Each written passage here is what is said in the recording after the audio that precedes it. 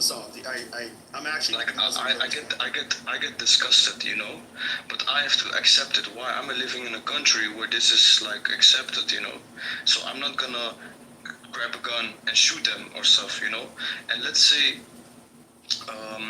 I have the might, the power to kill those people. I will not kill them. I would just say like this is not. Let's say in a Muslim country, right? In a Muslim country, it's not allowed, But I'm not gonna kill them. The like the true Muslim people, they are not gonna kill them. They're gonna say like this is not allowed here. This is not allowed the here. Bible So you in have Sodom to and go. Gomorrah. Yeah, but Sodom and Gomorrah, like it was destroyed because they were dirty, sodomites, and so, I think biblically they should be destroyed. We should not teach sodomy to children. There should be no Yes. sodomites touching each other and being half naked or even naked in public. Bro, they're even going to this. Like I think it's a thing in America. The people, the parents of the children, went like they hold a conversation like on how do you call it? It's like an when Muhammad when he raped the 9-year-old kid, did you approve of that? Yeah, this is a very big narrative that a lot people are talking about. Okay, so how old was the kid then? 7? It was 6 when he married her, but then 9 when she cleaned cum stains off her dress. But guys, we don't need to focus on Muhammad. As a Catholic, okay, I'm focusing on my religion now. Okay, they have a religion I don't believe in. Now, I would personally rather than be Christian, but I don't really care what their religion believes because I believe I have the true religion that they should convert to. So I don't need to punch down on them because I feel like their religion isn't true, which is already the case. So. But then, do you agree that Muhammad, got with a young kid? We don't need it. We don't need it. That's been discussed like 20 million times. Like let me just get one thing. Like I am not a scholar. Let's say that first, like I know the in the big like I pray, like I go to the mosque, I do the Ramadan, I do this, I do like the most of the stuff I do, There's a lot of things I lack in, I sin. I'm human, But this topic, I didn't like study it or stuff and everything. But I just want to say one thing. This like the age limit of like men and women like marrying and intercourse and stuff. If you go back, like I think 100 years or 200 years, you should look it up. The age limit. No, I know. Of, like in Mexico, it's like 14 or whatever. I get it. Yeah, but that's now. But listen, bro. That's now. Like in Mexico, it's 14. That's now, bro. And I'm talking about like 100, 200 years. The average guy lived until his late 20s or like early 30s if he was old. I guess Muhammad lived into his 50s, which was like a rare exception. So we don't need to talk about I want to talk about the money, baby. Baby, I want to talk about the money, okay? So, imagine the first thing I want to do is, we end up getting, as soon as the Christians get control over, I know this is going to sound a little bit sinful, but, dude, Gaza seems like it's, a nice, just the beachfront property. We need to get these weird Jews and Muslims, kind of, hopefully we can get, American or Western Christians to live there. I want to see resorts, casinos, high-end, luxury condo towers, maybe some strip clubs. So some of those, sharmutas that got, bombed, their homes got bombed in Gaza, we'll give them some employment. But, bro, imagine, we can have, toll roads going to Mecca and, maybe even just, over Mecca. Just because it's not a real religion anyways. But then we build, hotels. We have dude, imagine in front of every mosque you had like these fucking automated feet washing machines, so they don't go in there stinky footed when they pray, bro. Like, there's so much fucking money to be made. You'll start a World War III with the Muslims. Yeah, you know what it is? Like, you saying this is reaching to saying like, so you free them, but then you don't occupy them, okay? But you don't give them their homeland, you know. So they have like for. But it's our homeland. It's 100 years. Jesus Jesus of Nazareth, okay, who lived in Jerusalem. It's our fucking land, okay. Now I don't care what the Jews, you fuck them, and then with the Muslims, like, you know, saying like, oh, you know, but it's Muslim land. I truly don't give two fucks. I only care about, you know, being a good Christian. But that's you know what it is, like saying that it's like contradictive a bit, you know, because you were just saying like you respect the Muslims and stuff, like you respect them like living their life, right? But yeah, they can go to like Saudi Arabia or Algeria, bro. Like they're fine.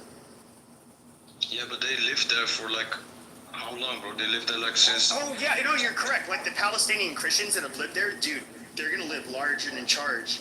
I want to keep them there. But the Muslims, they're gonna live. They can live there once we take over. But you know, it's probably better they go elsewhere.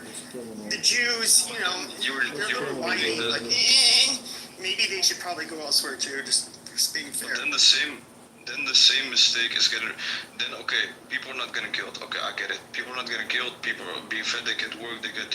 You know, okay. Also, let's say you take it over and we live together, but then it's still wrong. You know, like not really. Let's say, okay, let's say I go to what's a Christian Christian country like Eastern or European country Christian. Yeah. Like, no, that's horrible. You guys shouldn't. Like Slovenia or stuff. Yeah, Slovenia or something, or Serbia. You guys are a bioweapon. Like, we don't want you guys imported into European countries. I can't believe you say no. But I'm just giving the scenario. Let's say they are okay. Let's say Ukraine. I don't know if Ukraine is Christian. If it's a Christian country. Christian, yeah. If you're Christian, okay. So they're at war, right? And let's say Saudi Arabia helps Ukraine to end the war with Russia, right? And let's say the Saudi Arabia say, oh, we help them end the war and get the Russians out of their country. No, instead of like only helping them and leaving them be, or like getting good ties, like because you help them, like we can be business partners and stuff or something like that. No, instead of that, we just take the country and we make it an Islamic country. I think you misunderstand. Like I want to do the work of Jesus. I want to take over Israel. Okay. The IDF will no longer exist. All of their weapons get taken away. All of the Palestinians' weapons get taken away. And they will be treated, you know, equally. But you know, we're gonna try to teach both of you guys, naughty boys and girls who aren't Christian. You mean like the Native Americans? Well, somewhat similar. These were pagans. Like Geronimo and all that stuff. Yeah, savages. I guess you could say. I guess if you want me to be clear, I think you have the naughty Jews, which are whiny savages, and you have the Muslims that, in my opinion, are just like inbred, angry savages, and we need to stop the cycle of violence. It just has to stop. Okay, but there are a billion people who are Muslims. Well, there's a million bad Muzzies that need to learn how to behave. Very naughty. They need to go to confession in a Catholic church. How does that sound? They'll be cleansed of their sins. They'll be cleansed of their sins, and they will have a relationship with Jesus Christ. He will cleanse them of their sins. Okay, I thought you were an atheist, people. Which Muslims are you talking about? Like, which bad Muslims?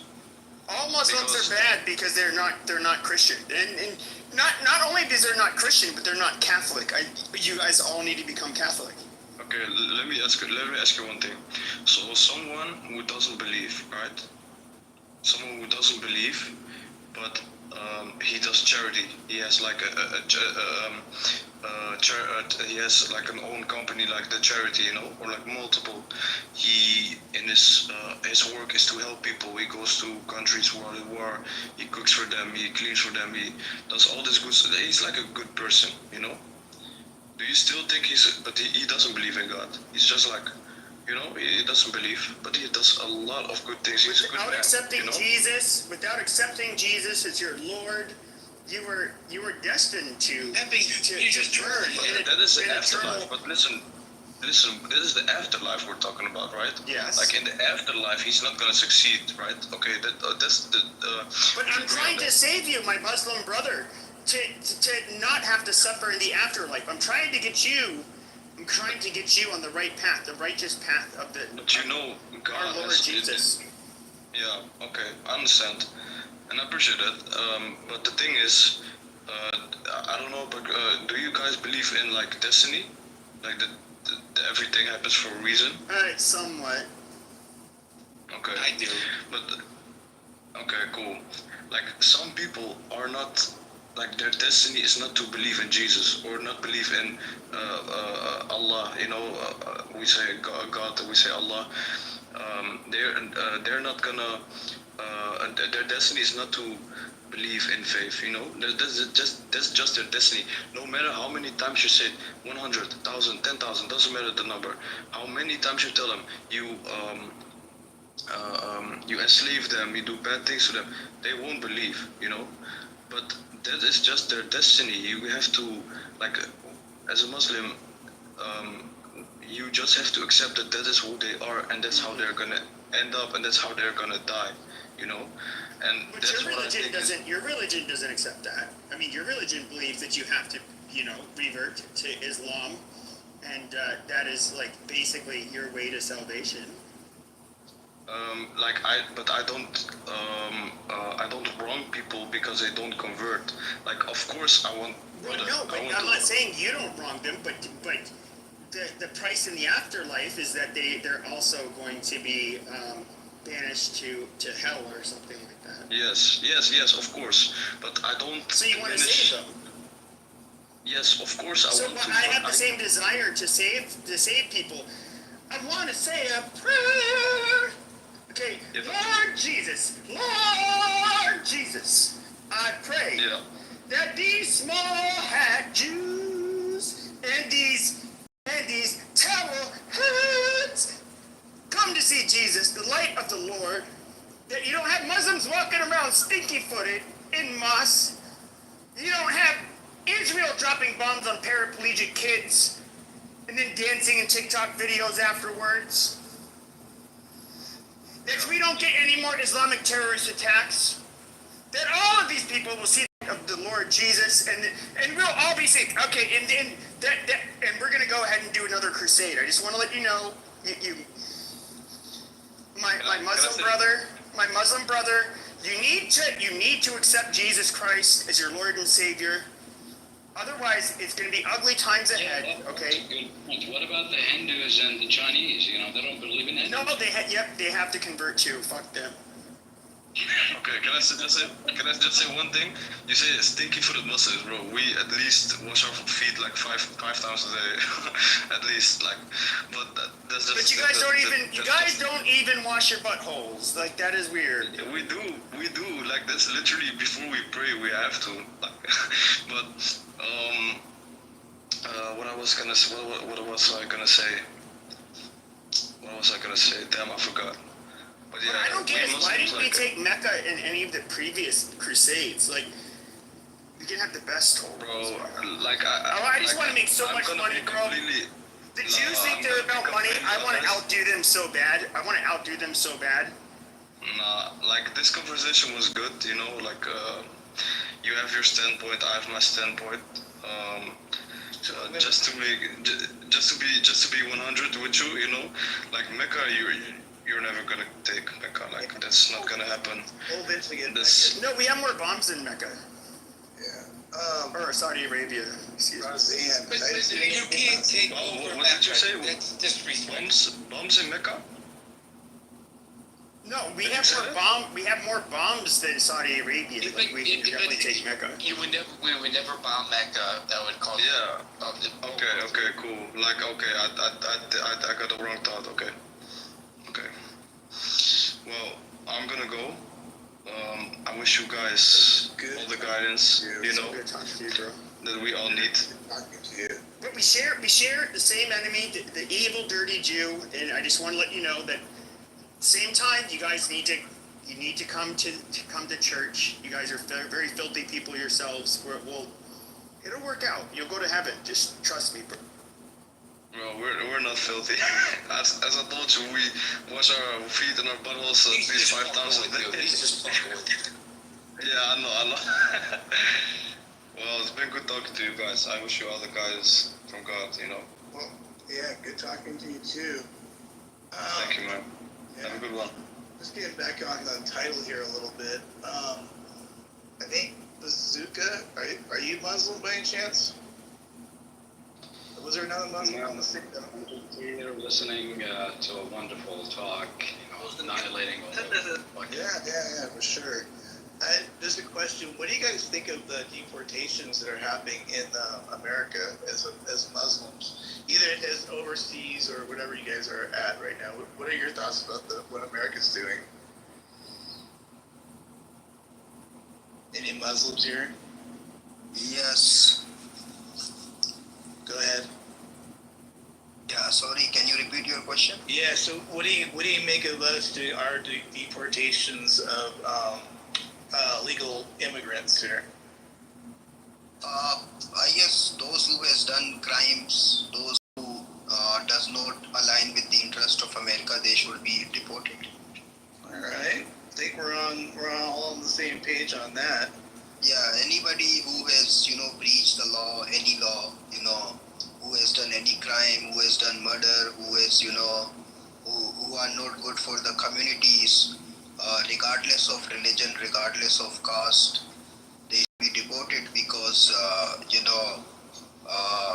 fact, I believe that when you migrate to another country, in fact, you should, live up to their culture, hold their values rather than... Assimilate, right? Assimilate is what we call that, yeah. Yeah, I mean, folks, a lot of folks, they come to US and they don't speak their language, they, speak their own language, bring their own culture. I respect all the cultures, but at the end of the day, if they have given you opportunity to live there, earn there, and, so we should mingle ourselves rather than, becoming a threat to the community, to the existing community. What about the Hindus that come here? I think you Muslims are way better than the Hindus, but that come here and take smelly. What? They take smelly curry shits on the streets. Wait, why are you making fun of Hindus? Hindus? They don't cause problems. Jacob, you like Interesting. Okay. But they open up businesses and what? Well, the Muslims don't poop in public. Who The Muslims won't poop in public. But the Hindus, they will, and with all the spices they eat, they take No, these they're smelly, very nice curry people. smelling shits. I've never seen that in my life. Where have you seen that? But yeah, I agree, this is what I talk, we should hold the culture and live up to the culture of the place where we live. They brought a lot of spices and they given a lot of spices to the world. But yes, I have seen a lot of Indians, so they even don't learn the language, the people who are old, like they came many years ago, so they even do not learn the language. I don't know, when you eat a lot of curry, you fart, You fart? Yeah. Yeah, I mean, I'd be pooping in the street probably on accident. Do you think I was thinking okay, so I think the requirement that you should be able to write and read English. I think that's pretty common. I think you should be able to do in a country that you want to be part of for many years coming up. And maybe if we could do a test to people later on, they've been here 6 months, maybe a year, maybe 2 years. years. We kind of just run a test by them to see if they're actually able to speak English. And well, you right. know, British tried that for like 200 years. They have to go. They have to They go. can't speak English, you know. 200 years the British have failed to try it. I actually dated an immigrant. She converted, and it's just the 8th grade level of civics. They just have to know how democracy works. And you apply for it, and blah blah blah. And she was very proud to be an American. I mean, this country's built on immigrants, just not illegals. No, nobody can ignore the contribution that immigrants had been made. I mean, immigrants, they contributed a lot. Even in fact, today, they contribute massively. But at the same time, I travel to other countries as well. But one thing which I have experienced, the people in America in general, they are more welcoming, particularly, no offense to everyone, but particularly white people and the other people, they are welcome generally. If you go to somewhere else in another country, for example, in the Europe country where you might encounter the language barrier, so you will find that people are not as much welcoming as you will here in the US. Exactly, Hassan. Now, Jacob, I see you kind of with the bat, making sure that maybe my idea, doesn't probably get implemented in a way, but like, I'm just saying, like, 5 years in, you're here in the country.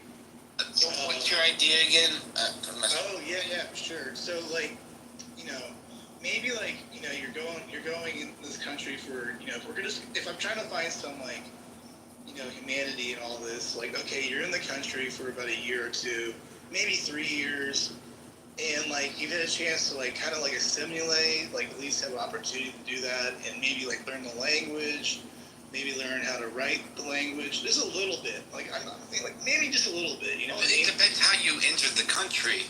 If you entered illegally, then we're talking about a felony right off the bat. Oh, okay, you're on board. So then you're operating at a deficit no matter what you do. Got it. So you haven't got, Yeah, let me just you do that. Let me just finish my thinking. Yeah, okay, so you're somewhat there. I'm saying like, okay, so you have Juan. He's out there on the farming. Juan knew what he was doing. Yeah, exactly. And then we show up and like we're like, okay, Juan, you got to take a test, for English and writing right now, like kind of like on the spot. And like maybe if he passes it, we can work something out. But maybe if he doesn't, then we just gotta like figure this stuff out and kind of move him along. You know what I mean?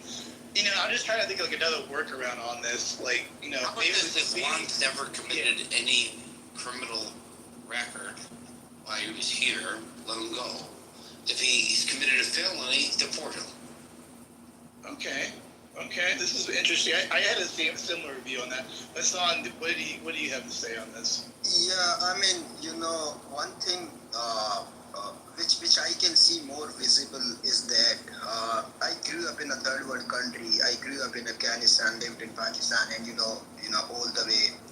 So one thing which is a very gray area when it comes to deport all the people who entered the illegal. So there are so many people who entered the illegal here in the US, but a lot of industries depends on them, and if they have not done any crime, so if you live in a third world country, so this is so much true that there is so much violence, you cannot express your opinion. For example, if you are in the Pakistan and you are Christian, or you are in the minority, so it's so much difficult to live there. Honestly speaking, if you connect with any person who's from Pakistan and is in minority, so those people who fled their land just because they were not being treated equally and came to US or to the other European countries. So if they have not done any crime, and just sending them back is also because they cannot live there because of their religion and elected representatives to represent. Okay, shut up. Not you. I meant the other guy. Go ahead. I'm sorry. up here, and that's my bad. Yeah. Oh yeah. Yeah. Sorry. So for example, you can just Google it. Blasphemy cases in Pakistan. So a lot of Christian being killed on no basis, and the people who are ruling, for those people who fled their lands, you see the situation of war in Afghanistan. So sending these people back to their countries is also not good idea. Just because they enter illegal, I guess this is some this is a gray area which is very difficult to agree or disagree on. We just want to know who's coming to our country. That's all. And that's kind of like the thing, though. I'm with you on that, Jacob. But there's like a whole group that's already here. So I'm trying. That's what I'm trying to. We'll just deal with it. We'll give them, if they did good, then we'll treat them, good. If they did bad, then we get rid of them. Yeah, I mean, what do we want them for? You agree? Like if we do like a little maybe a little Clean the house a little bit. Yeah, I mean, just be like, hey man, you've been here 5 years. You don't even know how to put a sentence together. Or it's like you've raped 2 women. Like can't do that. Or that kind of thing. And it's like, I'm gonna have to send you back. I would just. Or like anybody with a facial tattoo. We'll start with that one. As the prerequisite. I don't think that's gonna work. The MS-13 thing, just all over your face. I don't know how you can have a future in Wall Street with that one. I mean, go back to El Salvador. Yeah. Or Guatemala. Okay, yeah. Personally, I would just put a bullet in their head. I would. Well, see, you don't have to take it that far. Oh my God! Fascist. I think I can. I mean, just dump them into a ditch and just bury them right there. I mean, I don't rapists. I mean, come on, get real. Who cares about them?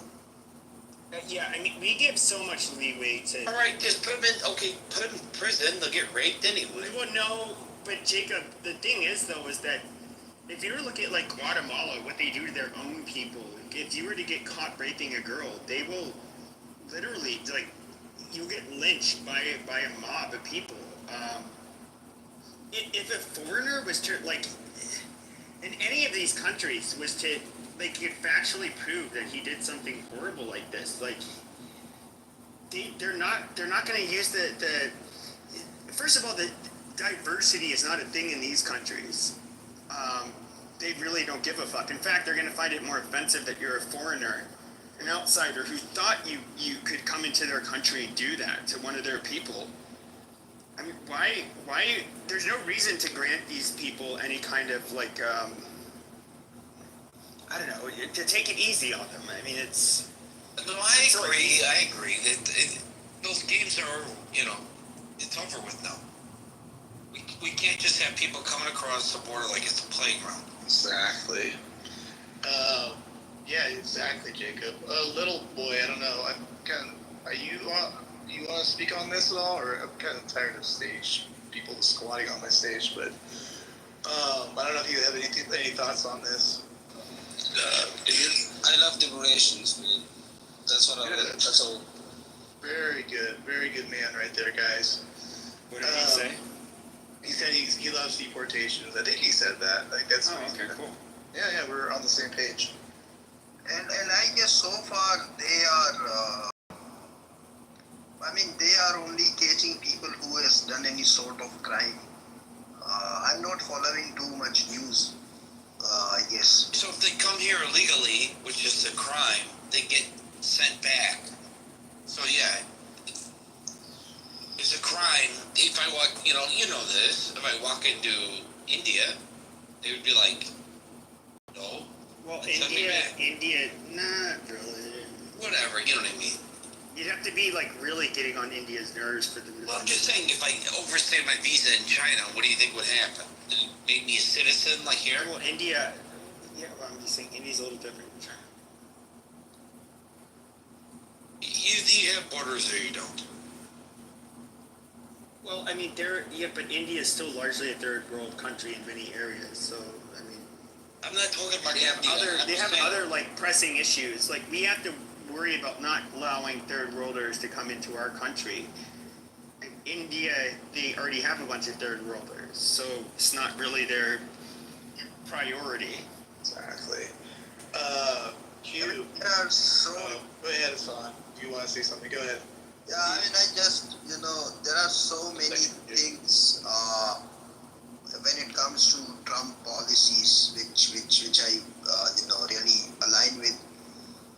For example, he wants to empower the local people. I mean, those who were born here in the U.S. And in fact, he also announced that if a family is having two babies, he will give some sort of bonus, I guess. A tax credit, yeah. Yeah, but what I'm seeing is that in the western part of the world, so people are not having kids. I mean, honestly, 1, 2 kids. But if you go to the eastern part of the world, in India, I mean, India is also in Indians' growth rate is 1 point something. But if you see the Pakistan, Afghanistan growth rate is 3.4. That's because they're Muslims and they don't breed like rabbits. No offense. But Hindus like breed a lot too. Not really. I mean, not at this point. In India, they do. I think India, I don't think you understand. Like India, first of all, they have a fucking caste system, which a lot of people say like, oh, it's white supremacy. No, it's like it's thousands of years old. It predates colonization. These people, when it comes to India, it's a whole. Oh, I know. I understand how it Westerners, when Westerners try to like deconstruct India, so like sociologically, they don't. You can't do it from an American lens. It's entirely different. it's actually impossible. I tried to. I can't. So one thing, in general, one thing you guys I mean, for example, Qatar, Kuwait, Oman, Saudi, they are also Muslim countries, but they don't have too much people. They don't have too much kids. It's it comes from the cultural perspective as well. But you'll find so many people, even in countries like Afghanistan, Pakistan, Iran, or in those words, Indonesia, Malaysia, a lot of people, but not in typical Muslim countries like Qatar, Kuwait, Oman, or Saudi Arabia. So, there are so many other factors. Is it because they're more developed and they have more money? Not necessarily. No, they're more ethnically homogenous. But yeah, they have a lot more money. But I would say that the model that like Qatar, Kuwait, UAE, Saudi Arabia, Oman, what they have is that they don't allow. There's no such thing as like birthright citizenship. Fuck, you can live and work there. The chance of getting citizenship in those countries is very small. Now they are generous in terms of like, I wouldn't say generous. If you're somebody who can move to their country and you can, economically, they think that you're beneficial. They'll give you residency where you can own your home. You can live and die there, but you're not going to be given citizenship where you can vote or dictate the outcome, of the country. And You so, make a good point. I agree with so you. I do think that like the Gulf Arab states do have a much better model when it comes to citizenship. Like we have all of these people coming from all over the fucking world to work here, but I don't think we need to, like, there's no reason we should have not only birthright citizenship, but to even have any promise of citizenship to any other group of people. So, it takes to the broader conversation when it comes. Okay, yeah. Well, hold on, let Asan finish. Sorry. It takes the little conversation broader because Yeah, I agree. In fact, the situation is more worse because a lot of labor people from Bangladesh, Pakistan, India, and Afghanistan go there to work, and they are treated much worse, much worse. Because I know a lot of folks who are working there, and they are being treated much worse compared to the Western countries. But at the same time, they are not the epitome of democracy. They don't hold they don't claim the democracy or the human rights. So when it comes to the Western world, so these are the things which is being invented there, like the democracy, human right things. So people being exploited this thing. Like for example, if any Western country start doing what they are doing in the Eastern side, so you will find everyone in the press will raise question. Oh, this is not the democratic values. We are not living in the democratic. So even in the Saudi Arabia, if someone is raising the question against the government, so next day that person will be disappear. Or even same in the Qatar, Kuwait, because they are not the democratic country. You mean like disappear, like killed? I mean, in Saudi Arabia, in Arab countries, or in the Qatar or Kuwait, if someone is there is no opponent party. Like for example, here in the US we have a Republican, then we have Democrats. Someone in the opposition to say against the policies being put by any party. But in those countries there is no opposition. So there's no rule of law which is being aligned by the democracy. So that's one of the downside, and this is both on the left and the right. This has been a conversation, not a conversation. It's literally how they've operated. If you look at the far left versus the far right, they will once one group gets in power, and if they're capable of doing it, they will completely shut off opposition. Now, the Middle East is a whole different animal. They still, in a way, it's kind of like they still have kingdoms, which isn't necessarily bad if you so happen to have a ruler that is adept and has the best interest of the country and the people in mind that live in the country. But it's a very, how you can kind of like implement something like what in the Middle East like you do in the West. I don't think it's that model is necessarily something we could do here just because we're culturally so much different. But I do think that there's like how they hand out citizenship, it is so much different, and I think that's a good thing. The only thing when it comes, we get some.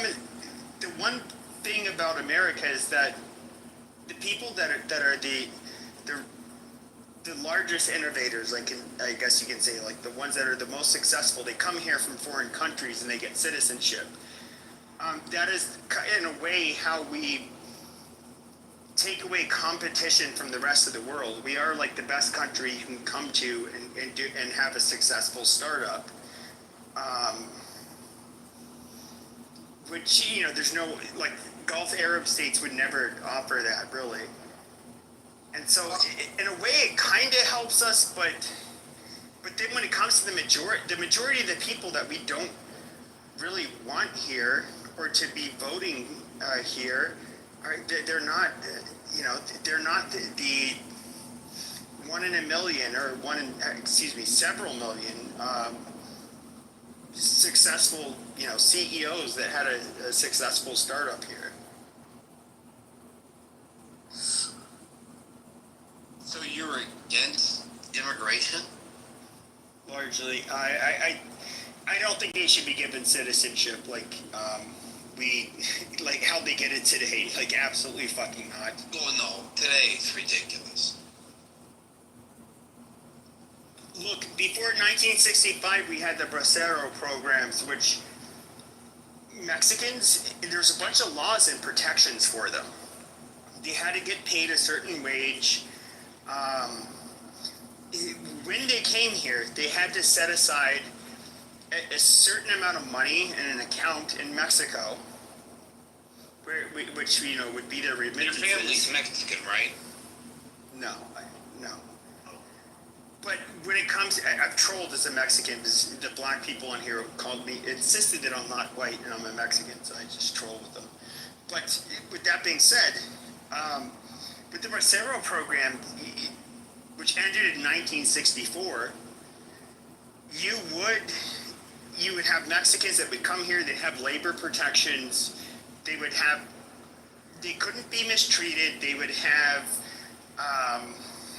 wages. They have to be paid, and they would also have to, show that there's a certain amount of money that's being set aside at an account in Mexico that can only be accessed in Mexico. And in 1965, a year after it lapsed, we were 2% Hispanic as a country. Yeah, now it's like 40%. No, it's like 20. Well, yeah, 20. So what happened is 1964, Bracero program lapsed. 1965, the Hart-Celler, or the 1965 Immigration Act, same thing, where we got rid of our nation of origins quotas, and we allowed people from all over the world to come here. And that's where you saw the quote-unquote browning of America, and that's when you saw like a shit ton of anchor babies and all kinds of stuff. And The browning, though, man, we had people from Asia. Maybe Filipinos? No. Lots of nurses. No, because before 1965, you usually had to be from Europe, but specifically, they allocated numbers from Southern and Eastern Europe, but primarily it Like favored Italians. Northwestern Europe. Well, no, they didn't favor Italians. Well, I know. I was always accused of being one my whole life, and the people would spit on me, the other white kids, and they were Irish with blue eyes, and they would pick on me. And so I hang out with the Mexicans and the Sicilian kids. Amazing. But so, with that being said, that changed in 1965. At the time, Lyndon B. Johnson, he was the president at the time. It's not going to affect the demographic makeup of America, which it absolutely did. And it was very unpopular at the time when it was passed. But once again, we were like a country that was somewhat, we still demographically had problems. Whites and blacks still have a thing ongoing. Not all of them. Somewhat, yeah. Speaking of Brandy, how are you doing this evening? Hey, how you doing?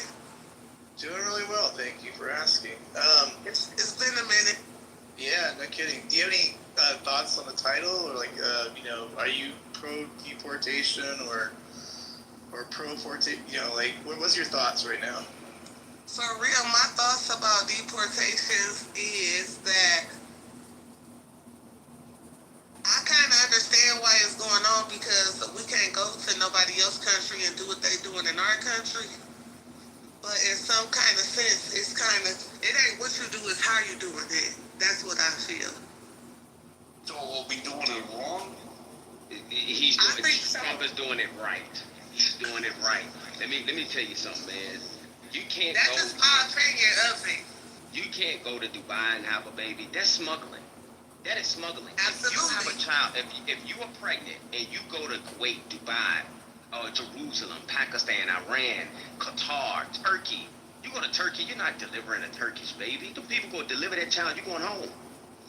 Right. You can't do that. Diddy was just in trial for sex trafficking.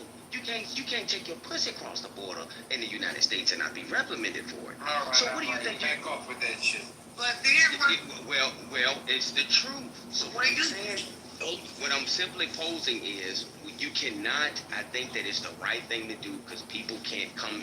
We can't go to other countries and do it. They have codes and structures that's been in place for years. This is normal to them. We're arguing about it to them. They're like, oh man, I don't think what the problem is. So I'm willing to bet a lot of those nations are looking at it like, I don't see the problem. But the problem only exists at home with us. you're right, but listen, when you finish? Yeah, we didn't Yes. Go ahead. when you create a rule in this country or amendment like the 14th Amendment was for anybody that come here, you know, and have babies or whatever, they are allowed. You know, that was for the slaves, but he didn't put like only slaves. Everybody used that to get here. I agree with that too. Good point. Nobody ever brings up. So that rule was put down for so long, and so many people, like you said, smuggled or, you know, used that rule to apply to everybody. So they've been in this country since that amendment. So therefore, you know, you got a mess to clean up, but it's still like a law. So you had mentioned, Brandy, that you don't agree kind of like how it's being done. I agree. I don't agree how it's being done. You agree on the principle, you just don't agree on how. Yeah, exactly. Now, this is the question. I can see where, you know, you're coming from in that sense, because, like, you know, obviously the optics can look kind of funky if you're, you know, going into a farm field and just get, you know, basically capturing all, like, Juan and all these people up, you know. But to be honest, though, like, I don't think there's any really good way to do it. Can you think of a better way? I mean, where do you go to actually get these folks? You know what I mean? You're right. It is a bunch. Hey, it's a bunch. You gotta blame the people that created the problem in the first place. This is between Brandy and I. Hold on, hold on. Go ahead, Brandy. You're right. It's just, I don't see how you would clean it up either, because it's a lot of it going on. I mean, it's been going on for centuries, you know? Exactly. Okay. But yeah. I feel like, I mean, I don't know how he would clean it up, but like, it's still a law, you know what I mean? And I don't know, I'm clueless, I guess, with it. It's a little harder when you start thinking about it, right, Brandy? It is. Yeah. But it is. At least agree on the principles. That's a starting point. I Yes. appreciate that, you know. Jacob, you go ahead if you want to say something. No, I'm done at this point. I got nothing left to take. If you want a real discussion, we can have one. What's the discussion that you're thinking isn't happening right now? What part of it? Ignorance. My part or on what? No. People. Okay. Joe, you want to jump in? Yeah, look, I have breaking news. Today, a federal judge ruled that liberal organizations have the right to bring lawsuits on behalf of future persons who are born on or after February 20th, 2025. In the ruling, though, that are going to be born after February 20th, 2025. This is the precursor now for a federal ruling where pro-life organizations will be able to bring class actions on behalf of future persons. That's exactly what I was thinking when you said that, Joe. Yeah, so there's now a federal ruling that's out there. Look at the So you want me to get it for you, Abby? dichotomy on that one. That's bad. Joe, I want to see that. If you can post the link, I want to see that. Yeah. Hey, Joe. Here's Joe, the- this is perfect though, because again, when this gets all the way up to the U.S. Supreme Court, the Dems are going to lose this case, and if there's any other subsequent cases that have nothing to do with this, Trump's going to win it. So I mean, I predicted this. I predicted after the Trump v. CASA that they were going to file some dumb lawsuit, and I actually said this on C-SPAN on air. I said, go ahead, you take your lawyers, go ahead, file another lawsuit so it can get overturned again. And as predicted, they found a judge in a federal court shopping for a judge to make a ruling, and it's going to happen. Do you have the language, Joe? Yeah, I do. I got a Twitter link for you, Abby. Abby, and it's got the ruling in it. Christian, I remember having this conversation right here on this app, not a week and a half, 2 weeks ago, and I thought of you. I was like, there it is. There it is. It's happened. Maybe it was about 2 to 3 weeks ago. Let me get the link for Abby real quick. Christian, are you in the House or the Senate? No, I'm not. I'm not. In Arizona. I live here. This one. Do you plan on running again, Christian, or no? No, I don't. The only way I would ever run again is if I got Trump's endorsement. That's the only way I would ever run again.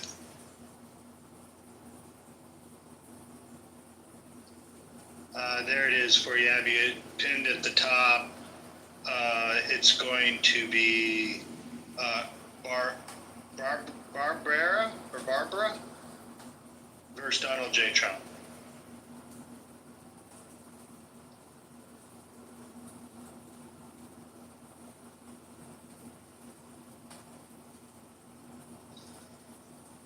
I haven't read the whole ruling. Maybe you could read it for us, Abby, and give us a.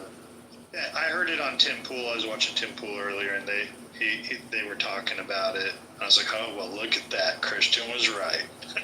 Matt, give me honest feedback. It's like it's not my room, but like I was trolling that guy for like quite a while. Was that a little excessive? No, you're okay. It was fine because you're gonna do what you do a little bit. That's fine. And maybe you went over by 10, 15 minutes. But no, you're good. And you didn't go down too much on the Jewish route. You hit up the Muslims pretty good too. So no, I do that because it's like you gotta like say like because he wanted to say like watch Candace Owens. Oh yeah, he came out of nowhere. That is true. Yeah, and so it's just like oh no, I agree. But then I do like the Crusader bit, and it's just like oh, and then I insult Islam a lot, and how much take power over them, and he still it's like still as long as I'm anti-Israel, I can be as like anti-Islamic as I want. The thing is, there is a crossover with deportation and exactly what you're talking about, and we did hit upon that a little bit. So you're not completely off, but yeah. I came in the room just as you were trashing Jews, so I'm like, what the fuck? Did I just walk in? Abby just walked in. I had to leave. I don't want to hear it. I know what you're doing. I did the same thing, Abby. But I just quit. So to answer you. But by the way, you guys do the right thing. You guys leave the room. I really appreciate that. Instead of causing a big stink. So I appreciate both Sarah and Abby. And anybody down below in the goo or on stage, if you don't like stuff, you don't like hearing, just leave. There we go. What I don't get is like, how does anybody listen to Candace Owens and like think they're being more enlightened? The shit's crazy.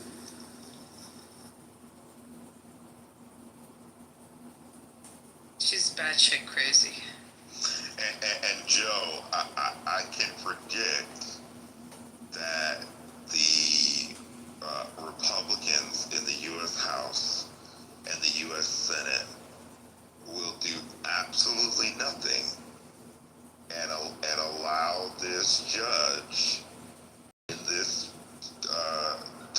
federal court to do exactly what the U.S. Supreme Court said that the judges didn't have the right to do, and it's really unfortunate that we have such an incompetent U.S. House and U.S. Senate, but this is the consequence of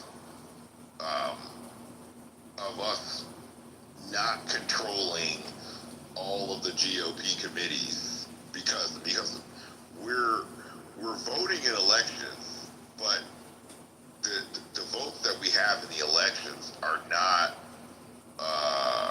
putting the fear in all of these Republicans that are.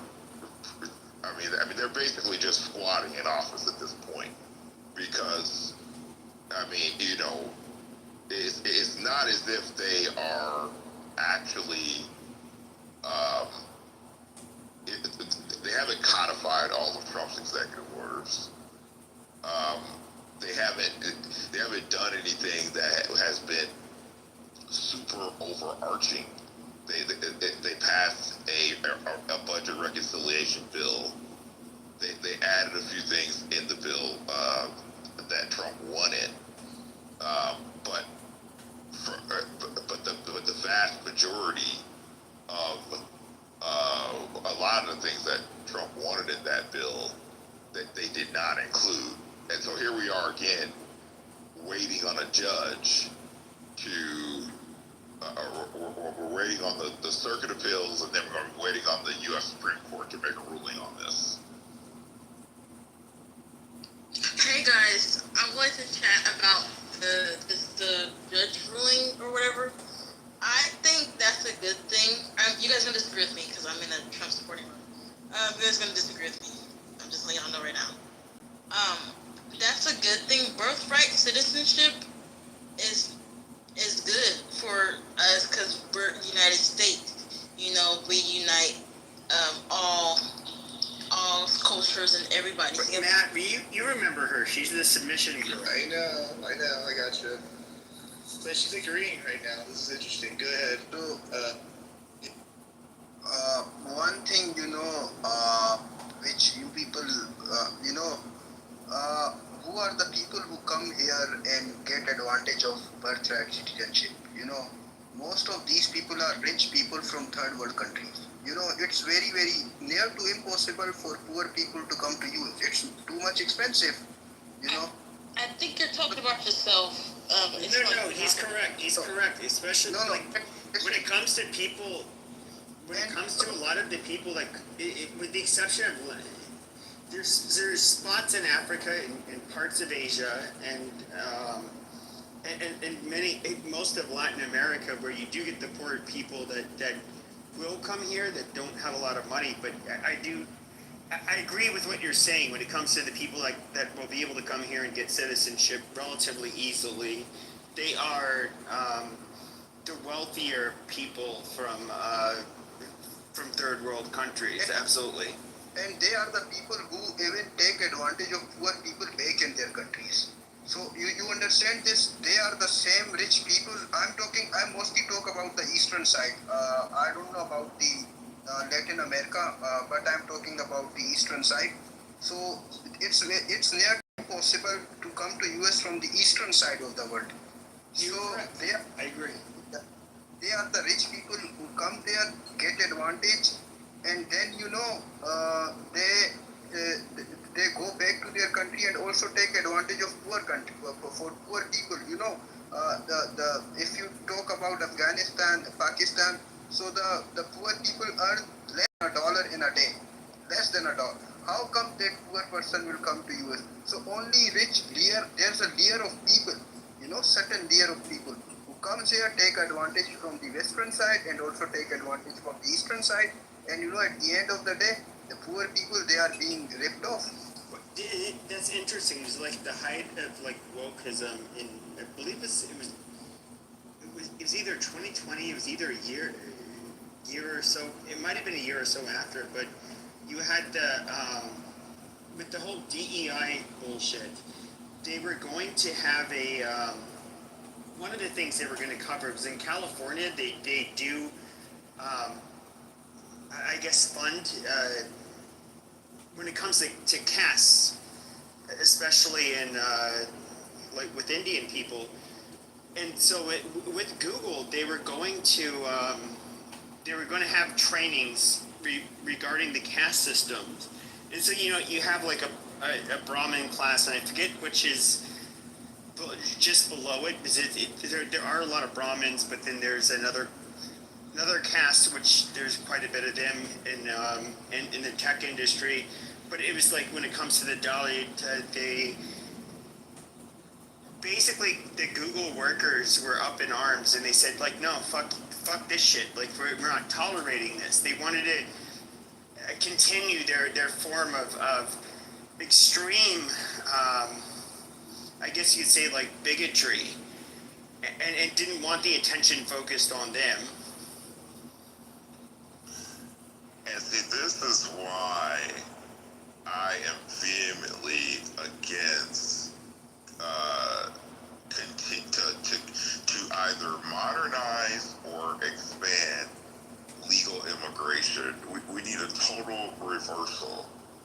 because it's gotten to this point where it is just an all-out free-for-all, and people just don't get it because they're not in the private sector. They don't understand any of this. Most of it is coming into the information technology job sector. So people just have no clue, no idea the damage that this does, because we're cheering it on because people are saying, oh well, we need more legal people here. No, we don't. Okay, I mean this case, especially this birthright citizenship case, proved it because the Dems and Trump's detractors were in court basically saying that if they couldn't continue birthright citizenship, then they could not reap the benefits, which are the federal benefits from birthright citizenship, that a ton of entitlements would be lost because they would not be able to claim federal benefits as a result of this birthright citizenship. And then you have then you have folks that will just come over to the United States and have their children for the benefit of everything that we've already been talking about the last few minutes. So I've seen enough, I've heard enough. It's time to do a total reversal on all of this. And the sad part is we don't have a competent United States Congress, a U.S. House, and U.S. Senate, which is what will be required to reverse a lot of this. Hey, Joe and Matt. What's up, Adrian? What's going on? Hey, AD, what's up, buddy? What's going on? I knew I was fucking right on this issue. Remember when I raised this issue about a week ago, 2 weeks ago in this room? Yeah. And that guy tried to argue me up and fucking down that I was wrong, right? Do y'all remember that conversation? It's all coming. Yeah. Yeah, right, Joe? Christian made a similar argument too, Adrian. I remember this. I told you. People looked at me like I had 4 fucking heads when I raised the issue, right? How this is going to be problematic for the Dems. And because people had never thought about it from that angle before, they thought I was fucking crazy. I feel so fucking vindicated right now. I feel vindicated. Because I told them this is exactly what was going to happen if they tried to argue this birthright citizenship on behalf of future people. Then guess what? It was going to fuck up the abortion argument. I said this shit. Yeah. The reason why it's also largely bullshit, it's like, okay, so you had people that were former slaves and the descendants of slaves, and okay, the 14th Amendment was meant to deal with that, but it's now we can just have like any fucking squatter from throughout the world just come here, and kind of like to what Hassan was saying. You do get, a lot of Chinese people who when the women are pregnant, they'll just come here. They know they're going to they'll overstay visas. They don't give a shit. They will pop their baby out here just so that their child has, which to give them credit, it's kind of smart. It's at least a smart way of taking advantage of our birthright citizenship. But it's a way of like investing in their child's future. It's something that should not be a fucking thing. Like birthright citizenship, I think is going to be. It's one of the things that could be the downfall of the United States. Like it has to be modernized completely. You're totally right. If I'm not, Joe, you can correct me on this. As far as I know, also, this mostly came about because back, in the early days when we were just like a young country, we were having a bunch of, foreigners coming to visit us, like the politicians and like the people that, from other places like Ireland or whatever it might be. And they would lay their eggs all over the country just to make sure that they get a chance to be part of America. So, Joe, I don't know, am I on point with that? Because I think that's where this comes from too. Is really was just to prevent any kind of foreigners from other countries at the time that our country was just starting off. So it does need to. The point is, it does need to be modernized. Different. It's not working. Maybe specific rulings. No, I mean it all originally originates from the 14th Amendment, which is granted citizenship to children of slaves. Any free man at that time, or any person that was a slave prior to that had been freed by the Emancipation Proclamation. That then gave them all citizenship, and it's just been interpreted over the years. Now there could be, some case or something related to what you're saying, but I'm not aware. No, I'll find it. It's really interesting because I read about it. I'm like, oh, okay, well that makes sense. What those folks were doing, obviously, was fleeing prosecution themselves, obviously, at that time. You know what I mean? And then, like, our guys, the American people that were here, were like, dude, you got to go back home. Like, just because you're some kind of, advisor to, whatever country you're coming from, or you are actually one of the, head people, actually, at that time, doesn't mean you can just stay here and just, like, anchor babies all over the place, I'll actually find it because it was part of this. I'm pretty sure I'll find it. It's really interesting, actually. Yeah. Go ahead, Christian. Go ahead. I was just going to say, but in the 1860s, we didn't have H1, H2, J visas, F visas, OPT, STEM visas, temporary protection status, DACA, deferred action. We didn't have any of that. That's where this came in. This is what was the replacement for that in that way. Whether, actually was making a decision on that behalf already, but yeah, we didn't have all that stuff. And it'd be interesting to know, when did that actually initiate? Do you know, Christian, at all? What year did we actually implement HB1s and all these other various things? It was basically in that 1965 version of the INA, and then it just continued to be expanded. We had another version in 1990. There's been a few versions of the INA that have expanded immigration and then the quotas for these visa types. Basically starting in 1960, you would say, right? Yeah. Yeah, interesting. So, so they thought they had to get this all organized to get everybody basically tracked and know what is everybody doing in our country. What are their plans? You can't just have a free for all that was going on prior to 1960. Can I ask a question? This is hey Steph, go ahead. Yeah. Thank you. Peace and blessings to the room. I just had a question for Christian, or I guess anyone who can answer. Would it be so problematic that if the parents are not citizens, then the child is not a citizen? Well, that is the law currently, because like if you have what they call an anchor baby, you have illegal immigrants. Once they have a child that's born in the United States, that child is an immigrant. Is a citizen. And so that's basically the basis of the whole discussion. Like, if you were to have two illegal people that have a baby on this on our land, should that baby be considered American? Like, I don't think so.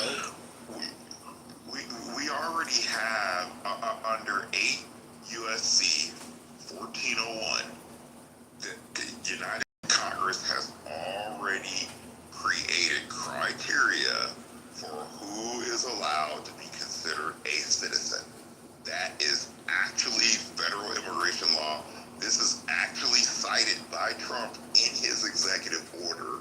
So difference is that because Congress has granted the President of the United States deference and discretion on alien entry, on the revocation of visa petitions, on expedited removals, the Congress has already given the president discretion and deference to do the policy that he wants as far as entry into the United States goes, and who's granted citizenship and a whole host of things. So all this back and forth that we're seeing between the judge shopping, the DC circuit, and now you got New Hampshire and the ninth we saw with the Ninth Circuit in his first term. The only reason we're seeing this back and forth is because they're just trying to stall Trump's policies from being implemented. That's the only reason that these cases are even being open at all. Well, I was detained in El Salvador for 6 weeks. Shut up! This is a troll. Shut up, Point. Why are you being rude? Shut up, Point. Go back to the waiting room, bitch. Shut up. Okay, I just had a follow-up question. And that, what I was referring to was... These must be fat, ugly bitches. Shut up, Point. Goodness gracious. What I was referring to was like people that come here on, like you said, a work visa, student visa, etc. So they're not here illegal. They're here on a visa, but they're not citizens. So does that apply to them as well? It applies to them, and in a lot of cases, or I mean, really up until Trump, they have been, or let's just say, non-citizens have been able to game the system and go around what Congress intended, and so that is why we've reached this point now where finally Trump wrote the executive order or action or proclamation saying, no, I am not going to allow USCIS or any of my federal agencies to issue out citizenship for you. And I love it, man, because the way my mind processes it, it's like smuggling the citizenship. That's how I process it. You know, I know that's not the proper term for it, but that's exactly how my brain looks at it.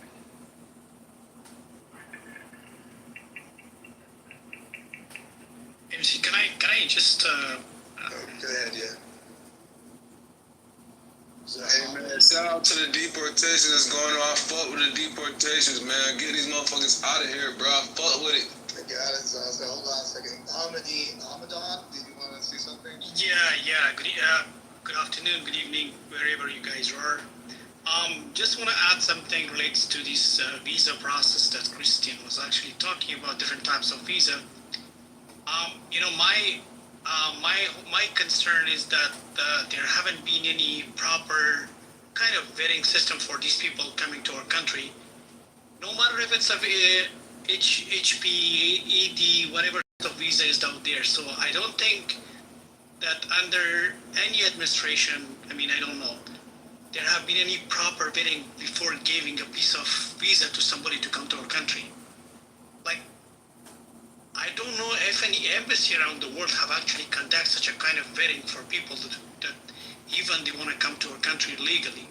What I mean by that is like, somebody apply for the visa and nobody conducts some sort of background check for that person that's coming from that country. He could be a student, he could be whatever they want to do, but guess what? That person could be like, let's say, completely criminal person in their country, but they will get a visa and come to the United States. But what I like about the new administration that, you know, we don't want America to turn to be like an European countries. Look what is going on in Germany, what's going on in France, what's going on back.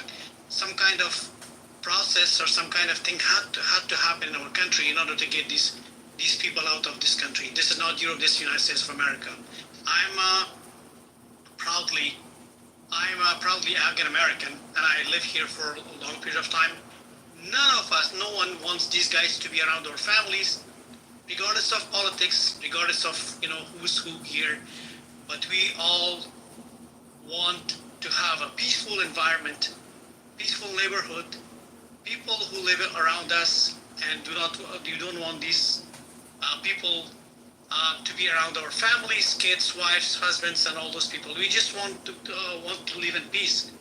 I repeat myself, we don't want the United States to turn to be like other countries like Germany, France. Look at the crazy things that are happening out there. So thanks, President Trump, and we regardless of all these things, this kind of deportation had to happen. Look at the ICE website. These guys that have been captured and have been deported, think about who these guys were. Eventually, they could have been very, very dangerous for our country, for our communities, and for our people. So I really support this, and I know people have different reactions. People will not like this, but believe me, this is everybody will eventually understand who these guys were and what they were actually doing here. So I know it's gonna be really hard. I know the videos will be disgusting, but we have to do some cleanup here in our country.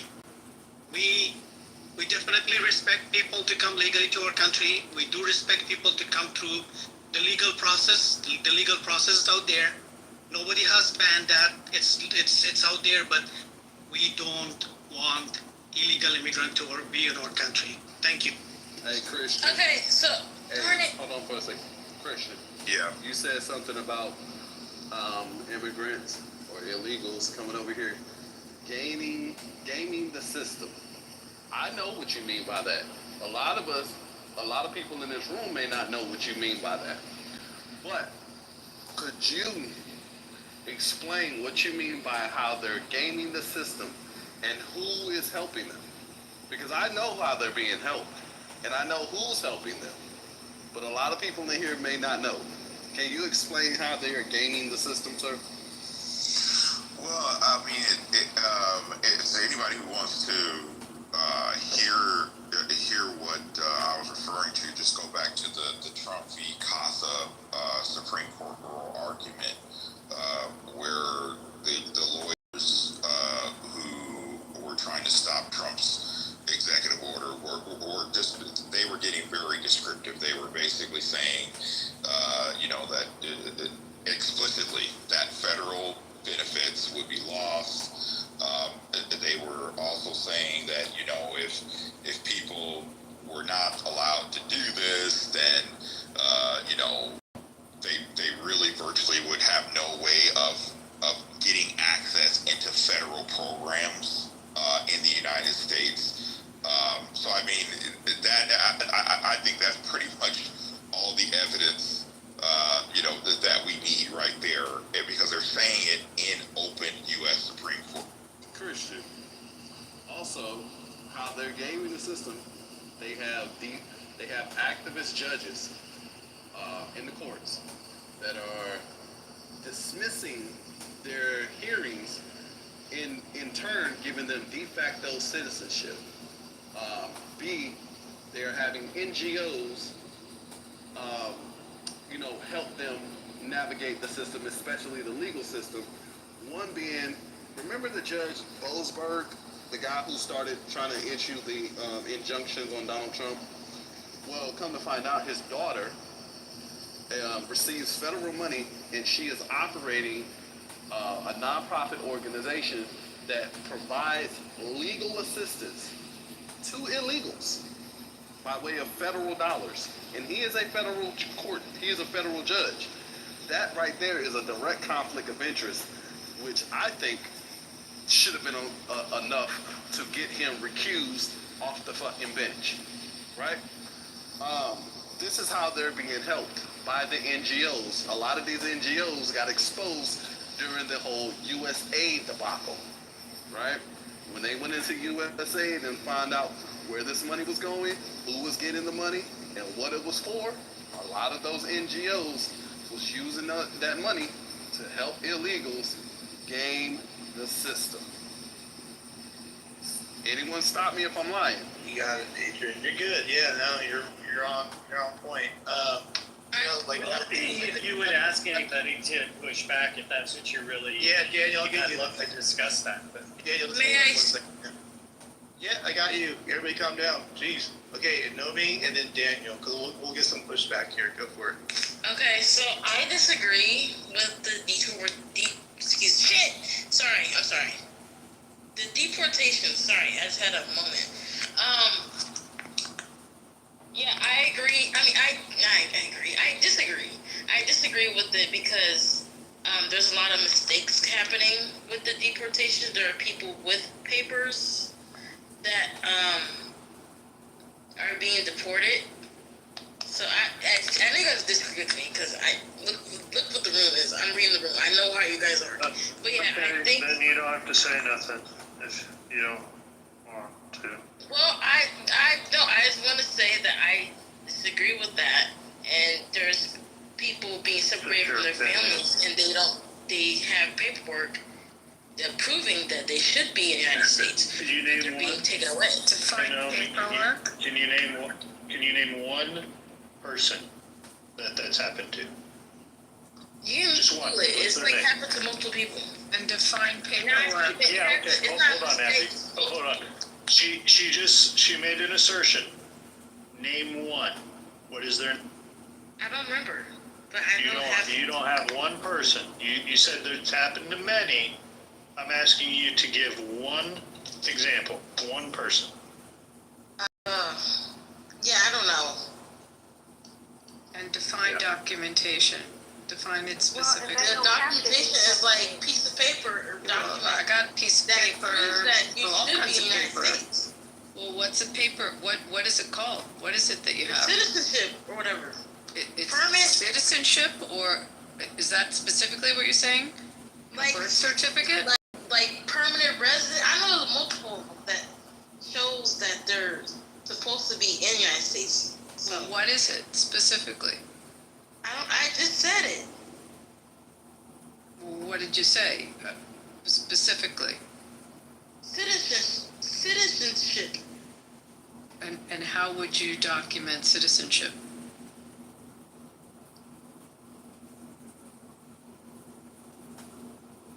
Paper. Y'all see how easy it is to crumble their arguments once you push that knife just a Bro, like, shut up. Your opinion doesn't matter if you Weak say as hell. Especially with the separating the families, take them with you. They don't have to be separated. Take them with you. How about that? But so you guys think that the deportations are correct and they're not making any mistakes? Hey, look, we're not gonna. Here's the thing, and we're not gonna center you, so we're gonna move on to the next speaker. All right. What? Hello? Oh my God. You guys give me, because I'm a liberal. Oh my God, I'm being. Nobi, you're good. You're different liberal. All right, Daniel. Oh, you're black. Oh, you're black. European doesn't matter here either. Not in the black group. Daniel's Aw, poor baby. A liberal being racist? What the fuck? Liberal man racist. It's Crazy. It's That is. I think we discriminate against people that are dumb based. or stupid. Look, If stupid I was keep a telling race. y'all, every single liberal have the exact same character trait. Every single one of them. They always think that they are the smartest person in the room. All of them. All of them. I don't know where they get this false sense of elitism from. Like, they look down their noses on the plebes, but they all share that same character trait, y'all. It's remarkable to see that play out in real time. Hey, Emma, can I give you some advice, just generally in life? When you're talking about something, don't just say papers. It just sounds like illiterate. Be specific whenever you're talking about something. What your document is. When you say the word papers, it just sounds like you're clueless. It just generally in life when you're describing something. If you get sued and you call someone and you got sued, don't say I got papers. No, say I got a summons. don't say that, Okay, you but I'm got just that? saying. I'm just giving you some advice. Documentation sound better to you? Specifically. It sound like it's from the hood. Oh my God, I'm such a fucking black person. So like, I don't know color you are. You could be purple. I'm just telling you, don't use the term papers. It sounds stupid. Real stupid.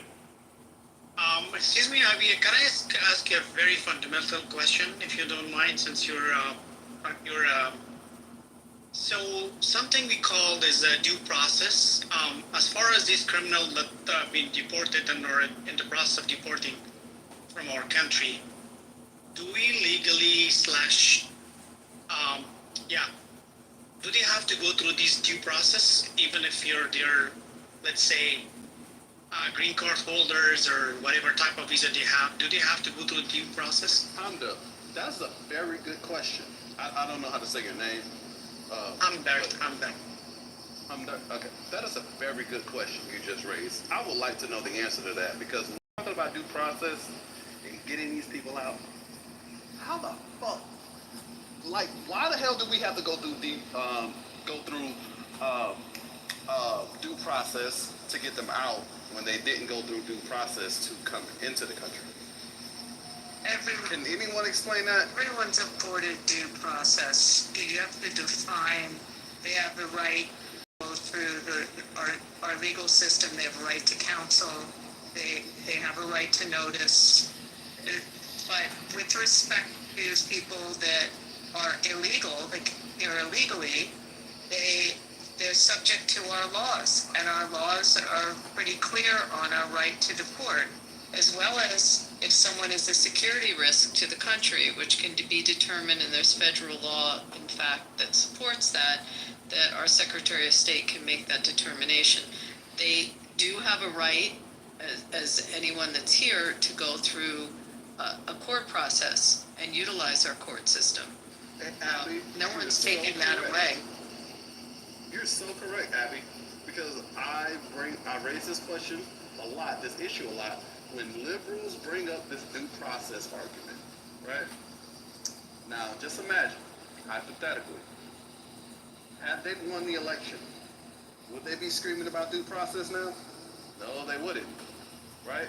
They're only screaming about due process because their grand plan backfired. It didn't play out the way they thought it was going to play out, right? They didn't win the election. So now this is their de facto argument that they're talking about as due process, when they didn't give a flying fuck about due process when they were just ushering their asses into this goddamn country. They weren't thinking about due process when Joe Biden on the main stage said rush the border. No, surge the border. That's what he said. Surge the border, y'all. When he got rid of Remain in Mexico plan, they weren't thinking about goddamn due process then. Due process, it was the furthest thing on their fucking mind. But now all of a sudden their ass is lost, they're salty, they're licking their wounds. This is the only thing that they can muster up as an argument. It's because their grand plan did not work out. But Adrian, So now, they are having a due process. They actually are. Every single one of them, they are. Even though they really shouldn't and they don't deserve it, they do. We talked to a judge and he explained to us how they all are having due process. The only thing that people are confused is every single arrest, there is a warrant for it. The only place they don't need arrest is when they go to workplaces. That's why you see them going in workplaces and just arresting everyone. At the workplace, they can go, and they're not even arresting. It's called detaining. At workplace, federal agents can go in there and ask for paperwork, and then they can detain people until they show paperwork, or they put them through the due process. What every single illegal right now is going through the due process. What the media is saying is absolutely lying. The other thing too is, hey, Adrian, let me jump in. Oh, go ahead, my bad. Yeah, and Abby, you would know better on this, but it seems to me I heard it explained there are different forms of due process as well. And what the left is promoting, this whole idea that, well, you have to go and then you got to go through in front of a court and there needs to be a jury and all these, Perry Mason type trial. And that is actually, I remember it needs to be the due, if I remember it correctly, it needs to be a legal process as set by the Department of Homeland Security or it's something along those lines, to where the Democrats are saying, oh, everybody, you know, all the 11 million, 20 million or whatever it is, they all need a court trial. And that is actually not the case, as I understand it. I put it in the chat, Alan. There's an exception if they're apprehended near the border. They can be removed in an expedited way, and they don't have to remain within the system on the 2-year period. And Abby, didn't Tom Homan say, hey, we're going after criminal illegals, right? If we raid a home, right, and your ass just happened to be there while we're raiding, or you're in the vicinity of someone that we're raiding and arresting, if you happen to be illegal, you will be arrested too. Did he not say that? Yeah, he did. And it also reminds you that even there's due process and right to counsel and right to notice, even with the people sitting in Guantanamo that, we're holding for 9/11, they still have due process. They still have right to counsel. They still have notice. They still have a trial. None of that goes away. But we were just talking about this before, and I sound redundant, but it's an administrative law proceeding when you go through deportation. It's not in our judicial system. It's in the executive agency, the executive branch. It's administrative law. Poor Pepe's heard me say it how many times? But you're still having a proceeding. You still have the right to counsel, and right to a fair trial and notice, and to present a defense. None of that goes away. Yeah, it'd be likened to if you reach over your allowed driving points because you got too many speeding tickets, and then your license gets revoked, and then you go through an administrative hearing and they pull your license. You don't go in front of a court for that. So the entire narrative about there not being afforded due process is just gaslighting and lying to Americans. I want to say something else.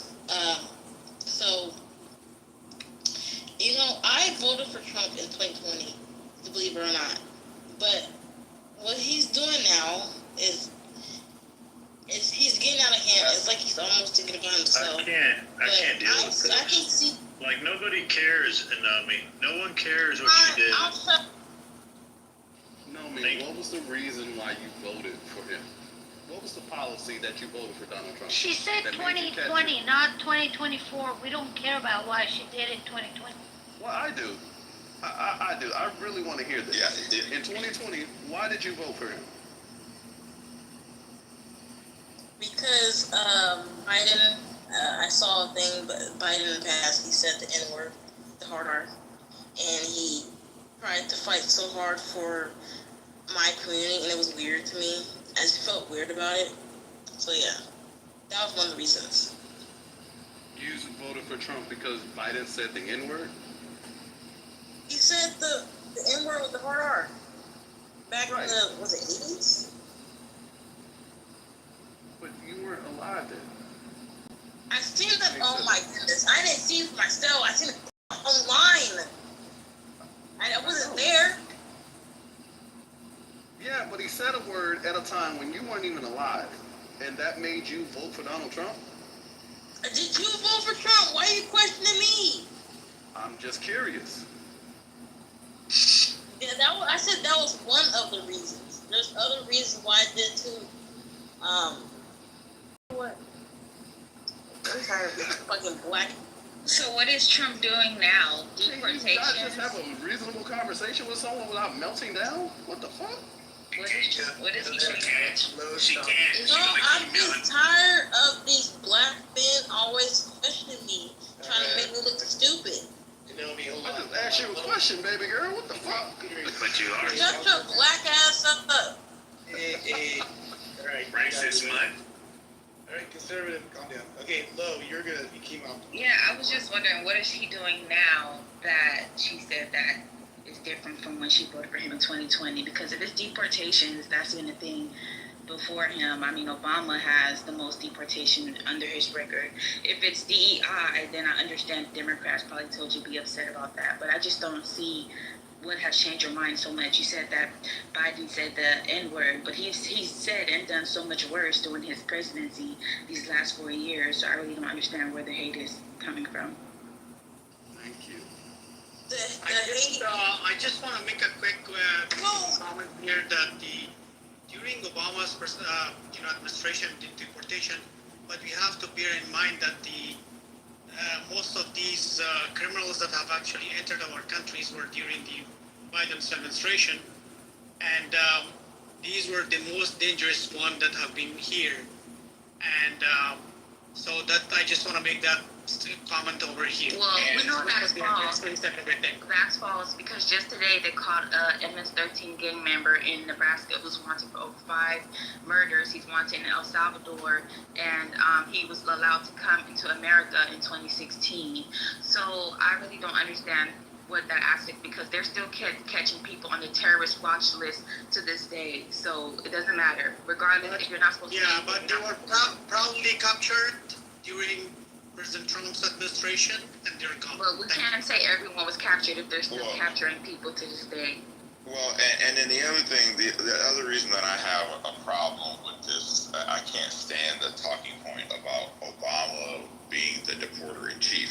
The fact is, under Barack Obama, they started the Central American Minors Program, which was the program that encouraged people from Guatemala, Honduras, and El Salvador to come to the United States for the purpose of getting DACA or deferred action or temporary protection status. So all this talk about Obama deporting people is bullcrap. They allow millions of people in through the DACA and through the deferred action and the temporary protection status. Okay, let me chime in, because now we're talking about Obama when I was clearly bringing up the fact that deportation has been nothing new, regardless who is president. Well, no. But the reason I brought it up is that it is incorrect to say that Obama was the deporter-in-chief, where he had the most deportations under any president, because the fact is he opened the border for people to come to the United States illegally and stay here illegally and get college tuition illegally and get a college degree illegally and stay in housing illegally. Many of these people are getting FHA loans. So, I mean, this whole notion that Obama was the guy that deported the most people is bullcrap. Again, Obama has deported plenty of people, just as Trump is doing right now, and any president who's going to enforce federal law. So I don't really want to get, because I'm not a fan of Obama, so I don't know if you are. Maybe that's why. No. I'm bringing it up because you said it. I'm bringing it up because you said it. That's why I'm bringing it up. Yeah, I know, but you're bringing it up as if he was the only thing that I mentioned. The point was that deportation has been happening long before Trump, and it probably will continue to happen. Well, the reality is Trump has been the toughest president in history on immigration. And in fact, I would even go so far as to say that Donald Trump has been the toughest politician across the board, across all 50 states, federal, state, city, county, every jurisdiction. Trump is the toughest politician that we've ever seen on immigration. Yeah, I don't have a problem with that, especially considering people were just worried about sleeper cells waking up the other day. So, I mean, honestly, I'm okay with that. And also, we have to bear in mind that the situation has changed around the world. And I'm sure there have been a risk analysis conducted to go that as much as tough for this extensively. Because back in the days, look at the world, what's going on, right? Look at it's not let's say the world that has been there like in 2020. This is 2025, so things have drastically changed. If you think about everything, and then like mostly the risk analysis. I don't think when it comes to our national safety and security, any risk analysis have been conducted during President Obama's time. But I'm sure there have been any risk analysis conducted, by going this full course of deportation. So I just want to say, this is probably my last thing I want to say. I would, if Trump wasn't doing these other things that I disagree with, I would support Trump. I'm not gonna lie to you, because I supported him in 2020. I didn't support him in 2024, but I think if he wasn't doing these, I understand that deport people come here illegally. I know Biden, he was sending money to, Ukraine? Was it Ukraine? Yeah, he was sending billions of dollars into Ukraine. He was doing a lot of anti-American shit. I know he was. I don't like him for that. But that's on the. Cool. I want to talk about the deporter in chief as it's being claimed. So when you look at the amount of deportations versus the amount of illegals that came in, it breaks about even. We never decreased in illegals, but partly due to Obama was the one ushering in the DACA and starting to give legal status to some of these illegals here. So it's kind of misguided to, on one hand, he deported 5 million people. However, he let 5 million people into the country as well. And I think that's where the frustration comes from when Christian, with the deporter-in-chief narrative, is you're just looking at one side of the figures rather than, well, how many also came in during his term? Yeah, and it really gets under my skin because every time I listen to that talking point on national television, on radio, on talk shows, on podcasts, I'm just sitting back and going, you all have just totally skipped over the fact that Obama opened up the border. I'll give another example. When people talk about Bill Clinton and how well he did in balancing the budget, it's like, if anyone, which many of y'all weren't even paying attention in the 90s, but he was not this balancing the budget, this fiscal conservative president. He was submitting bills to be, to be paid for. However, Newt Gingrich and the Republicans were pushing back on it and not allowing many of Bill Clinton's agenda that would have spent a bunch of money and put a big deficit onto the spending package. So y'all have to be careful that the past gets reframed years later in politics. I agree with what you're saying there, Joe. I'm going to pass the mic around just a little bit. Sandy, you're new to the stage. Do you have something to contribute, or you have some thoughts on the topic, or no? If not, Nick, or you can go. I saw you come off the mic. I don't know. But Sandy, yeah. I'm just going to go ahead and wait and see where the conversation is going. But go ahead. And hello everyone. Oh, yeah, welcome. Yeah. Necro, do you want to go? Can you hear me? Yeah, you're on. Okay. I just heard the statement about Bill Clinton. I mean, in many ways, it's to me, it's kind of difficult to dispute the idea that he was conservative. I know he has the record of being a liberal, a hero of the left, but it's if anything, I mean, he self-identified with, as a centrist, but, when he was in Arkansas, he mostly governed as a conservative. It's one of the ways that he won the South, mainly. But in general, though, it's that's why I've argued that Bill Clinton, if anything, if there's who I wouldn't be surprised to see on a new dollar, I would say that, a new currency that we made would be Bill Clinton or maybe Reagan, but, Bill Clinton would definitely be up there. So, Necro, let me ask you, when they proposed Hillary Care, which was essentially a precursor to Obamacare or government, more government control over healthcare, was that a conservative idea?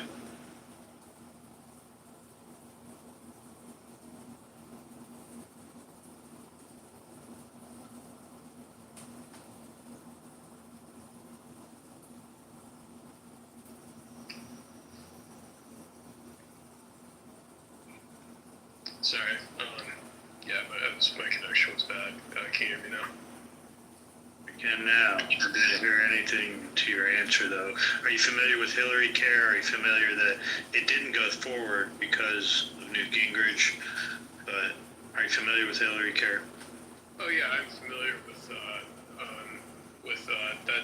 Clinton was that healthcare was one of his plans that he put forward. It's interesting though. The ACA is originally its origins is I think it was originally right wing. I think it was actually the Heritage Foundation was the one that proposed it originally. But yeah, I mean, it was proposed as the alternative to the plan that was passed forward as to universal health care. Speaking of the ACA is really what costs the country $1 trillion a year. So since John McCain's thumbs down at 3 o'clock in the morning, back when the Republicans were trying to repeal the ACA entirely, when John McCain gave that thumbs down, saving the Democrats, from that point on, it has costed us $1 trillion every single year. At which, case in point, the most expensive part of the federal budget is Medicaid and Medicare. I mean, in general, though, it's like, to me, it's like to make like the argument people make about abortion, though, it's like, to me, it's like, who cares ultimately? But please make the distinction. It's really important, and Christian, I wanted to say this. The fact that Medicaid is called Meta, it has nothing to do with Medicare. They're completely different. There is no discussion of any kind to touch or do anything to Medicare. And it gets people riled up because they get confused between the two. But it's incredibly important to distinguish. They're two completely different programs. And the emphasis has been on cleaning up Medicaid, which has nothing to do with a program for when you're 65 and up. As far as Medicare, there's no discussion. There's no discussion. Well, Nothing. It depends on what you mean by that. I understand it's not up for being reformed or there's nothing. There's not a controversy around it. So don't confuse the two just to get people worried, because they're completely different. Medicaid should never have been called Meta. Should have had another name. So if I could explain, in 2022, I would argue that was the reason why there was not this massive red wave, because it talks about cutting Social Security to as a way to not raise the debt ceiling. It wasn't the overturning of Roe versus Wade like every news outlet reported. That's as a person who's pro-choice, I believe that it wasn't. Really?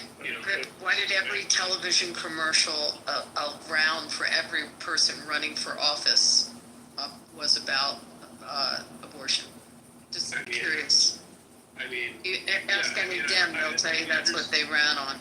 I understand that a lot of people in the media, the fact was, if you looked at the polls back then after the overturning of Roe versus Wade, roughly only 12% of independent voters were concerned about abortion, while 40% were concerned about the economy and 20% were concerned about threats to democracy. So, I understand people in the media, the media tries to, focus on the things that really don't matter to everyone, but it's the polls themselves speak for, you know, how people really feel. And I think really it's, in general though, you know, better explanation to me for why there wasn't the massive red wave was because of talks about cutting Social Security as a way to not raise the debt ceiling, or like, for example, when they're telling people as a solution to the rising cost of insulin to, you know, just eat right. I have a question for the room. Why are Democrats so ignorant and dumb? They were born that way. You know, I've heard that in liberal rooms about conservatives too. Like, you know, Thanks for your opinion, Daniel. No, The perfect person just came on stage to answer that. That was not. Welcome, King. Answer what? How is that like just, he just totally teed you right? Naveen, answer me this. Riddle me this. Why are Democrats so naive and dumb? I think it's the water. Is it the brain-eating amoebas in the water? In the water in the blue states. You know, one thing I will concede at this point is that the fact that, you know, essentially that the Democrats, their main strategy simply is to say that at least we're not Donald Trump, simply. So I would concede that, yeah, the Democrats seem to not have much platform other than that. So, what are you saying? They're not Trump? They didn't go to an Ivy League university and get a degree from Wharton? They're acknowledging that they're not that smart? Yeah, I think a lot of Democrats are not smart. I think most politicians aren't smart. But I mean, I would say that the Democrats, my point is essentially the Democrats, their main talking strategy is to say to people that at least we're not Donald Trump is their main strategy. But are we talking just about the politicians, or are we talking about people when you answer that question? I'm talking about politicians. When I say Democrats, I'm usually talking about the politicians, not the voters. But I don't think that's the question he was asking. Well, let's ask that, though. Are the voters dumber than the Democrat politicians? Absolutely. No. So, Joe, the Democrats don't use their brain, okay? They operate off of a fluid, which is emotion. And so, like if I say to you, Joe, I want to show you a story here. See this mother who is dying on the side of the road? That's because of Donald Trump's policies. And then if a Republican goes, she's an illegal immigrant who just fell on the ground and is injured. Doesn't matter. The fact is, Donald Trump caused that. And so you feel this emotion, and so they play off that. And so Democrats have now been trained to think with their emotions and not with their brain. And that is the fundamental problem. I want to say something. Bless her heart. What you got there? I see someone comment. You guys do know that they're conservatives against Trump right now. You're not blind to that, are you? This is what I know, though. Conservatives who don't like Trump, they didn't like him in November either. So I don't believe we have many people who voted for him who are mad or against him, Daniel. I don't know anyone, actually. I'm sure there are going to be some people, like statistically, it's just wrong to say there's absolutely no one, but I don't know anyone. I know people who say, I would agree. Let me finish, please. Let me finish. I know people who say, oh, like, I'm a little bit disappointed for this policy or that policy, but I don't know a single person who voted for him and want their vote back. So, yeah, my point is not who would my point is not who would change their mind or anything. I'm just saying there are some conservatives on certain kinds of quoted conservative principles, speaking for what Abby mentioned, for example, which, you know, some people in the room don't feel is right.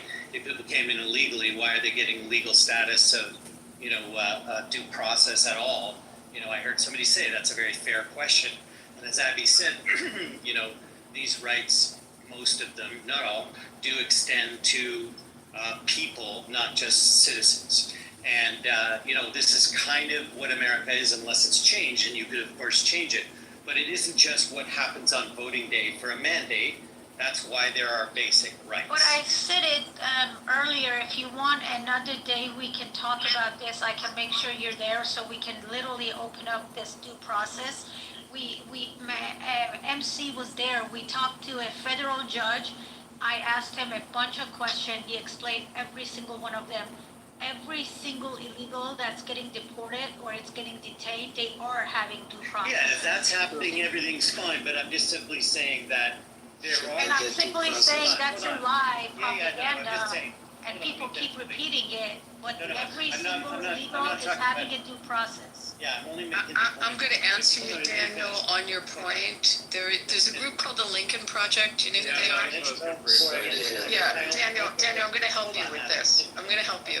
There's a group called the Lincoln Project that were Republicans that were against Trump. Do you know who they are? They made a lot of news. I do. Have you ever heard of the Lincoln Project? Rick Wilson. Anyway, they came Isn't out. really a Republican, though. They're not really Republicans. That's the point. Some of them are registered Republicans. Well, yeah, I mean, so when you listen to them, and they all presented that they were Republicans, but when you listen to them on where they come down on policies, not just on his personality, they don't sound like Republicans anymore. No, Their but they position do call on themselves conservatives. Yeah, but Abby.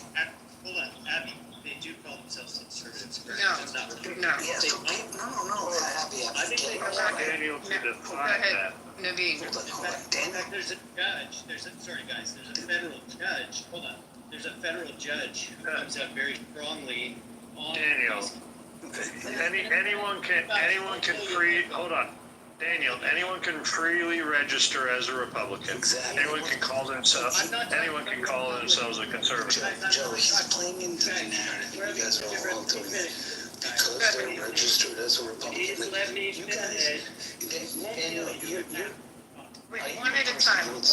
Come on, I've not had like 2 sentences, all I want to Let's let Daniel finish, you guys. Daniel finish and then Naveen take it. so much, appreciate it.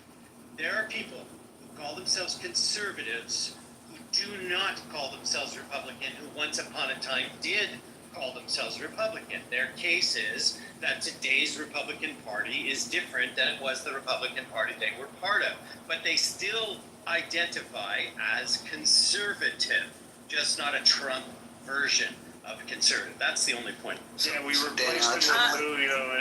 replaced him with Julio and Jose. Yeah, I just want to say two things. Number one, I identify as a millionaire. I guess that means I am. Number one. Number two, I just wanted to say also that, the problem is that these are all people. Okay. Did you know that Krispy Kreme also calls himself a conservative? Did you guys know that Mike Putz calls himself a conservative? Okay. Did you know that, Mittens Obamni calls himself a conservative? Okay, so are these the people that we want to be the standard bearers? By the way, people don't understand. You guys, first of all, is an idiot. If the country was led by Paul Ryan, we would have one of the worst countries in the world. Why? Because Paul Ryan doesn't know how to create solution. If you believe that either conservative or progressive ideals are the right way, 100% all the way to the right, all the way to the left, ideals are the way to solve things in this country, then you're an idiot because you have so many different kinds of people in this country. So it doesn't mean you have to be a moderate. That's different. It means you have to understand how to make your policies work. And Paul Ryan wasn't one of those people. Neither was Krispy Kreme. Neither was Mike Putz. Okay. Neither was who were some of the other people. Neither was on her knees Haley or any of these other people. So I mean, up the ass Lindsey Graham. All these people are not that way. So right, I just wanted to say, so to speak to Daniel's point about conservatives who are against Trump, one of the common criticisms from conservatives I've heard from Trump is the fact that he runs on populism and that it goes against one of the principles of conservatives as being tellers of harsh truths or hard truths, which is something that, traditionally I would say is a conservative principle, is that essentially that you can't rely on the government to fix everything. It's something that is traditionally a conservative value. Yeah, hold on, Necro. It's fascinating. All the conservatives that said that kept running for office all the time and kept talking about solutions that the government can do to solve your problems. Amazing. Like, nobody calls them out for those hypocrisies. I mean, Joe, you and I had conversations about this all the time. It's like, they say, we need to have term limits, we need to have this, we need to have that, and then they keep going, I'm running for re-election, like, but I'm a conservative. Well, I'm a principled conservative, or Mike Putz, God, what is it, God, family, and then conservatism, in that order. Like, what the fuck, bro? Like, you try to use your conservatism or your designation of what you call yourself to give yourself clout, but in reality, maybe you don't actually follow everything you believe in, but then you want to call out others that may not do it, and that's what the Lincoln Party is. You have people that radically pull. I'll give you an example, and I think Joe will appreciate this. There was a lady named Anna Navarro in 2016 that came on TV in CNN claiming to be a John McCain, Lindsey Graham strategist, okay? Republican strategist. She was going, I'm a Republican strategist, I'm a Republican strategist. And I'm thinking to myself, now I know why Lindsey Graham's a piece of shit, and same with John McCain, holy shit. So, but she was coming on it when she was anti-Trump. Suddenly her values changed all the way that she's supporting, communist type of policies. AOC, yeah. Yeah, she's supporting AOC. Even look at Bill Kristol. He's supporting Democrat values. So if you really believed in what you take Paul Ryan supporting Biden in office and so, well, I'm doing it for the future of conservatism. And then supporting Kamala Harris, you guys are fucking idiots. So if you really believe it, look at Liz, my dad was VP but could never be President Cheney, supporting. So I'm a conservative though. Fuck you, you're not. You were just using that to make money and move forward. I mean, it's clear. Yeah, these career politicians just say whatever they want to be able to continue to make money. Chris Christie had a mega donor of the New York Mets that doesn't like Donald Trump, that was funding his campaign. Well, he's an old politician. He doesn't really have anything else to do. So this is a paycheck for him. He gets to drive around in a Subaru or in a big old SUV and stuff, and gets his lunches per diem. I mean, it's a business. Joe, you're wrong, and I just need to correct you. Steve Cohen, who's the owner of the Mets, was funding the events for Chris Christie, of which had free food, and by the time people showed up, there was no more food, and that is one of the reasons why he lost. So I just want to be clear on that, and I think we should, own up to that. Number one. Number two, Krispy Kreme is pretty pissed at Trump because Trump called Iran and said, I'm going to drop Chris Christie from the B-2 bomber, but the problem is Chris couldn't fit in, so they ended up not doing it. So I just want to let you know that. Thanks.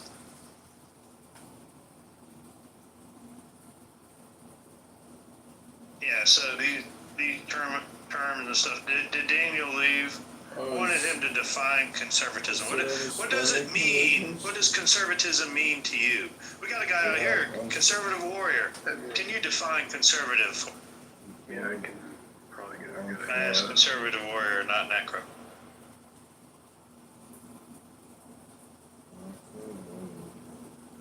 It was Daniel. fair point. Daniel was in here. Yeah, no problem. I want to hear from conservative warrior. I like that name. For me, I feel like it's for standing up for what I believe in and not letting the government dictate what I believe in. That's what it stands for me. Yeah. For me, as a person who's not a conservative, the idea of conservative believing in small government, and by that, government spending, not necessarily government authority. So there's a wide variety of different types of niche conservatism. There's social conservatives that have an emphasis on traditional social values. There are religious conservatives, or there used to be. I don't really believe there is a religious right, or if there is, it's not very powerful like it was maybe 40 years ago, 50 years ago. But there's paleoconservatives, which are an emphasis on traditionalism, traditional marriage, things like that. But it refers to preservation of our values, preservation of the Constitution, and when a Democrat or a liberal says, well, I'm a progressive, I've heard even John McCain's daughter call herself a progressive Republican. Okay, what they really mean is they want to progress us away from the Constitution. They want to progress